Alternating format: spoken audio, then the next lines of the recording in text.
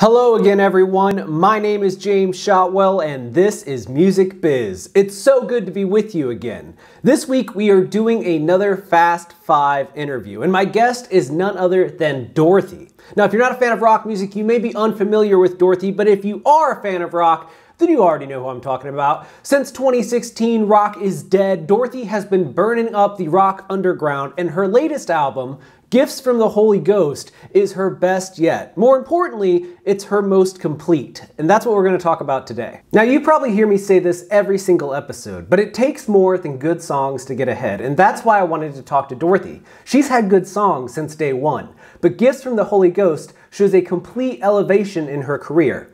Maybe it's because the pandemic gave her more time to work on this record. Maybe it's because of everything she's done and learned up to this point. Maybe it's the group of people she surrounds herself with to make these albums. Perhaps it's all three of those things coming together. But every single element of this album is exactly the way that she wanted it to be. From the look of the artwork, to the color scheme, to the music, to the themes, to the melodies, to the lyrics, it all flows together seamlessly. It is a complete version of her creative vision, and so many artists never ever reach this point, but Dorothy has done it in just 3 albums, and she's going to tell us how we got there, what she did and didn't change in the marketing and in the work up to this release, and of course, where she plans to go from here. Now, we weren't able to connect over video this time, so you'll just have to do with the audio and a very pretty still image for those of you watching the show right now, but you're going to love this conversation, and you're going to listen to it right now. Let's put 5 minutes on the clock and let's begin. All right, Dorothy.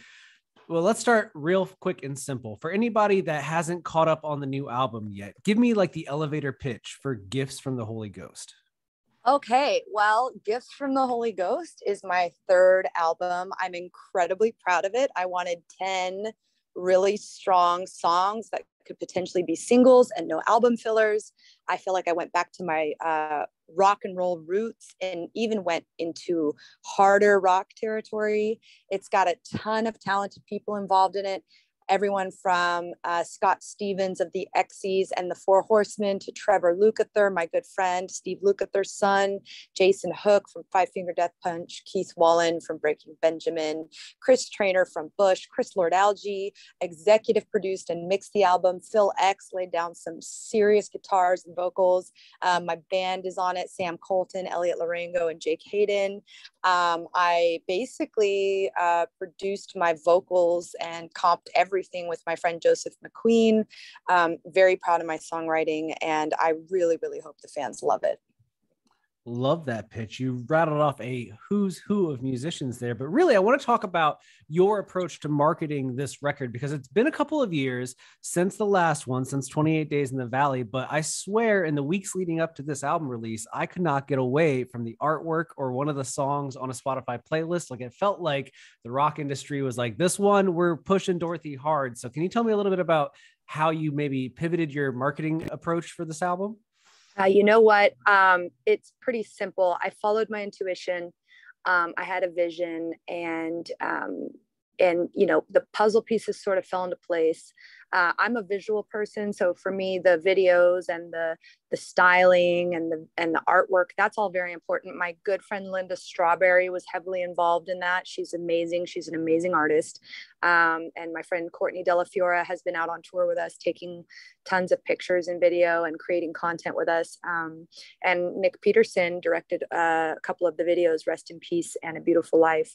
And so that's all very important. And the artwork was actually a still shot. The cover art for the album Gifts from the Holy Ghost was a still from the music video that Linda Strawberry directed for What's Coming to Me. And then we just she played around with it and did some cool trippy editing to it. And you know, I didn't think about it as a marketing thing. I just had a vision and I tried to execute it the best I could. And I really followed my intuition. And I think that's important as an artist when you're expressing yourself, to trust yourself. Because sometimes there can be a lot of cooks in the kitchen and people with opinions telling you should, you know, bleach your hair or, you know, completely change your sound, and when that's not you. And so this time I put my foot down and I kind of steered the ship. And all these wonderful people came along to help me. And it was just, I'm really proud of the whole thing.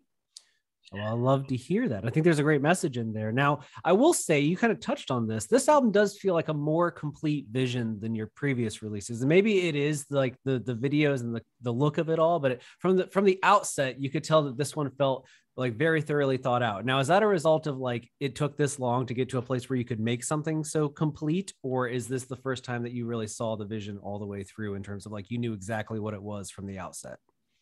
I feel like this time I really trusted myself and trusted the journey. And yeah, and I guess it's a good rule of thumb that it takes what it takes, and it takes as long as it takes, because if it's not finished and you rush it, then it's not going to feel cohesive. And so it feels cohesive. It happened to take long because of this, you know, the last few years was strange for everybody, but it also gave me time to reflect and collect songs and just really tune into, I feel like the album sort of reveals itself, just like the songs sort of reveal themselves. And then when you go long enough and hard enough, then a picture starts to come into focus, and giving it the time to do that.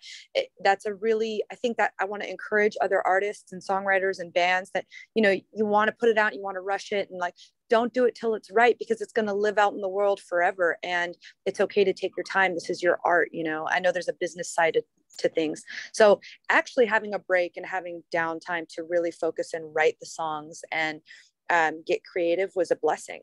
Mm.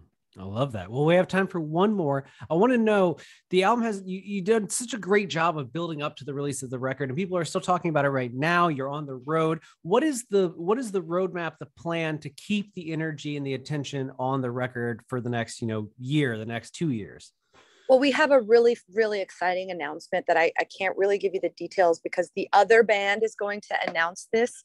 But we will be hitting the road again this fall with some friends of ours.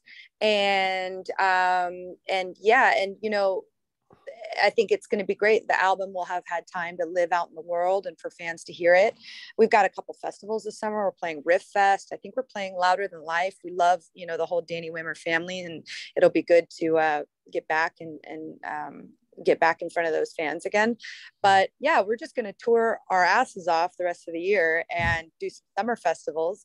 And, you know, me personally, in the middle of all that, I'm a little of a crazy artist. I will be probably visiting Nashville. I want to hang out with Scott Stevens and the Four Horsemen a little more, and just write some music. I'm already thinking about the next record, but while we're here, this album, you know, is my pride and joy and my baby. And I'm really, really excited for everyone to get to know it and see how the rest of the year goes. Perfect. Well, we've hit our time, Dorothy, but you made it to the end. Congratulations. Thank you. Did you have a good time? I had a great time.